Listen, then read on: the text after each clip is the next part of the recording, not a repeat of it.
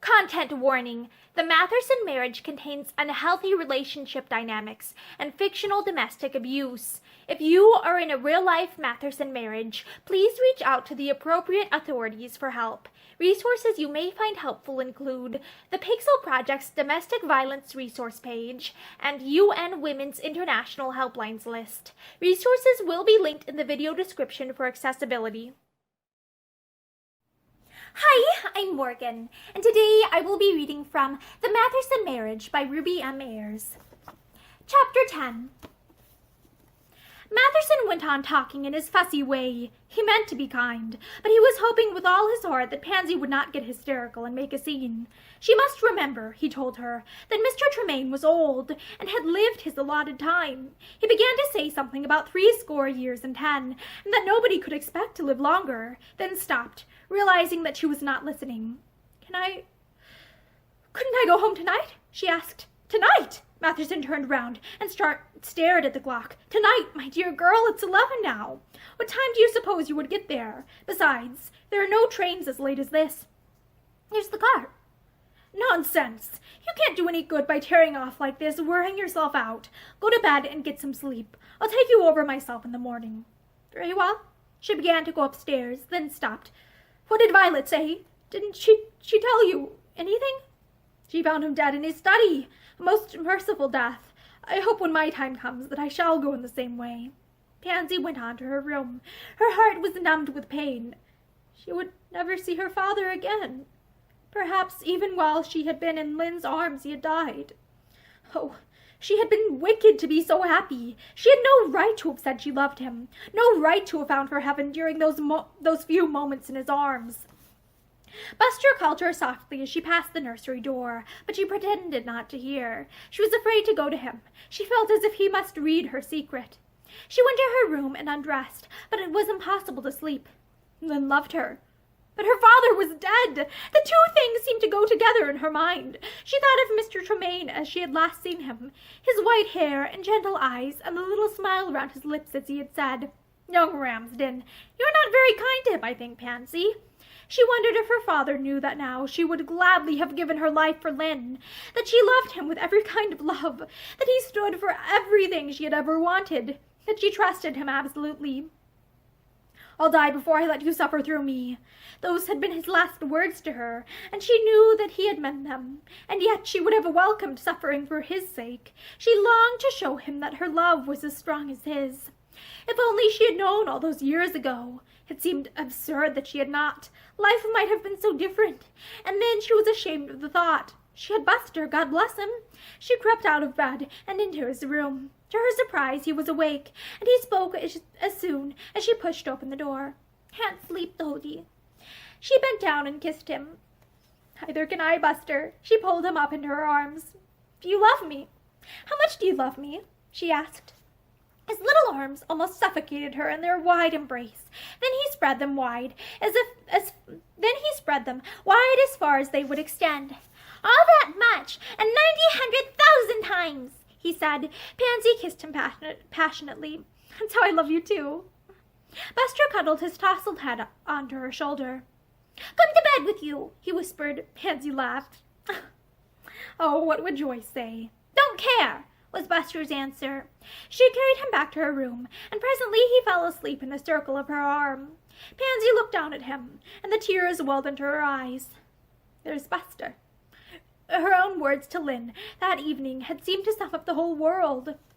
She and Lynn might love each other, did love each other, but Pansy knew that whatever happened, no matter what temptation came to her, she could never do anything that would hurt or disgrace the child sleeping beside her.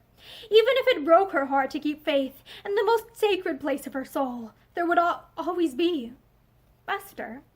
It rained hard in the morning. Big drops chased themselves down the window while Pansy dressed, and the sky was gray and unbroken. Matherson came knocking at her door while she was doing her hair. He looked irritable. "I suppose you haven't forgotten you asked Ramsden to dinner tonight," he said shortly. "No." Pansy's heart leapt guiltily at the mention of Lynn's name. Matherson went over to the window. "Well, you'd better write and explain," he went on. "It's a nuisance, but he'll understand that it can't be helped." His eyes wandered over the dripping garden. Nice cheerful ride we shall have to Lidstow, he grumbled. Pansy answered as gently as she could. There is no need for you to come, Basil, if you would rather not. Gates can take me quite well. Oh, I'll come, he said grudgingly. I suppose I shall never hear the last of it if I don't. I've told them to bring the car round at 10. Oh, I'll be sure to be ready. But though she kept her word, at 10 o'clock Matherson was still writing letters in his study and grumbling at the rain. Have you written to Ramsden? He asked when she came in. Her color deepened. No, but I will now if you like. I asked you to an hour ago. Never mind. I'll do it myself. I always have to do everything. The car is waiting, Pansy said patiently. Well, it can wait a little longer, he answered grumpily. I don't suppose you're particularly anxious to get to Lidstow, are you? I hate unpleasant things myself. Violet is there alone, Pansy said with quivering lips. Matherson laughed disagreeably. Ugh, she's more than capable of looking after herself, he answered. Hello? He rose to his feet, looking out of the window, which faced onto the garden and winding drive, and his face cleared. Here's Ramsden, he said. He hurried out of the room, but Pansy stayed where she was. Her heart was beating so fast it made her feel faint. Presently Matherson came back. Oh, there you are. He spoke quite good-temperedly again. It is Ramsden. I've just told him we shall have to put him off tonight. He says he won't come in, but you might go and speak to him for a moment. I just want to finish this letter. He went back to his writing table, but Pansy did not move.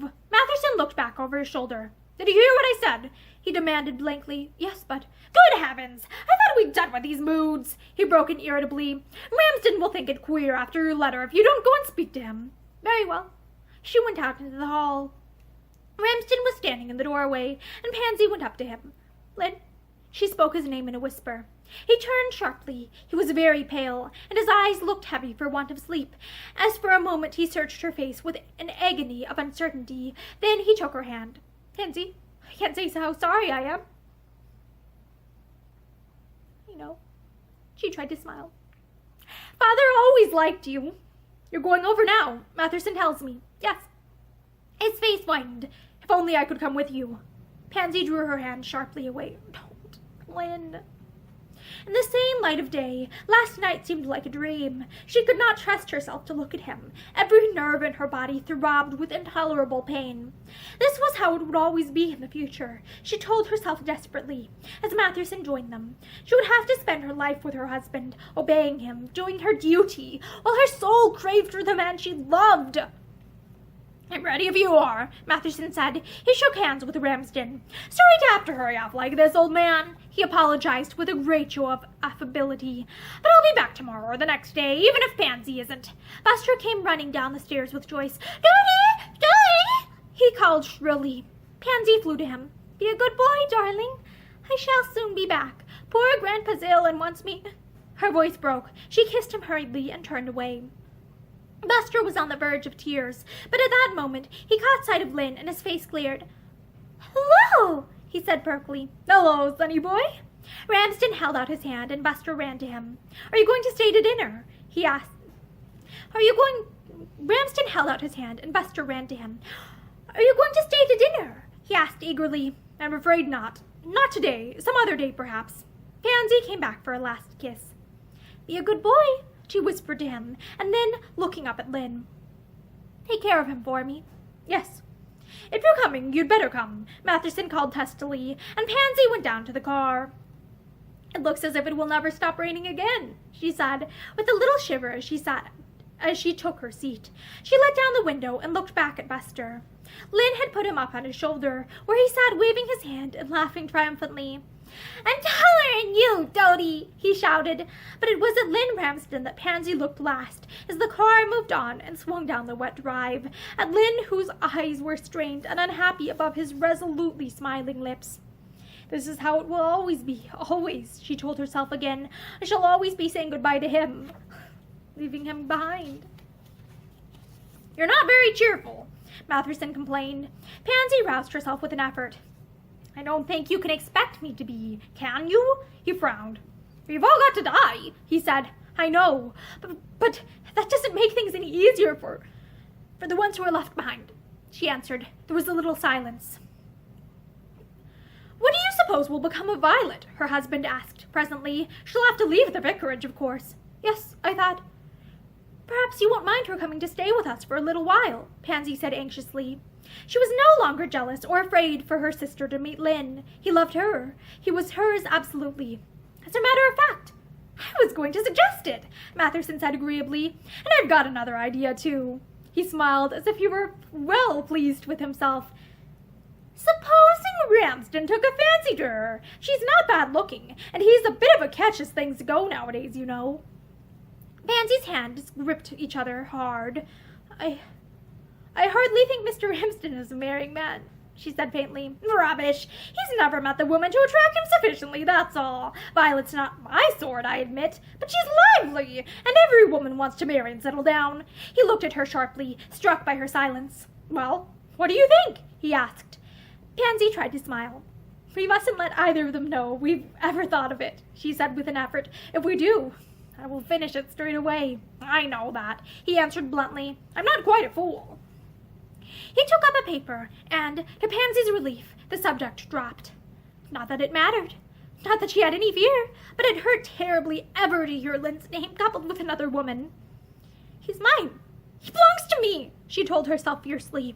But she knew the hollowness of her words, knew the hopelessness of the future, knew that last night had been a little glimpse of paradise that might never come again. The rain lessened as they drove through Lidstow village, but the one narrow, winding street was deserted. Only one or two window curtains of the little houses stirred, and a face peered out inquisitively as the car passed. The vicarage gates were wide open, and all the blinds were down. The front door was open as well, and as the car stopped, Violet came running out. She threw herself into Pansy's arms and burst into tears. Oh, Pansy, I thought you'd never come. Matherson frowned, and Pansy put an arm round her sister and drew her into the house. I would have come last night, but Basil said it wasn't any use. The two girls clung together. Did he never spoke to you, I suppose? Violet shook her head. They said he must have been dead an hour when I found him. He was sitting in his chair by the window. I never guessed. The tears were running down Pansy's cheeks. I wish I'd seen him again. I wish I'd just spoken to him once more. It's all right for you, Violet sobbed. You've got Basil and Buster, and I've got no one at all. Pansy looked over her sister's bowed head to the wet garden and the tumble-down rustic arch which Lynn Ramsden had built so long ago, and her lips trembled as she echoed her sister's words. Yes, there's Buster. And that is the end of Chapter 10 of The Matherson Marriage by Ruby M. Ayres. Thank you for listening to this chapter with me, and I hope that you have a great day. Bye!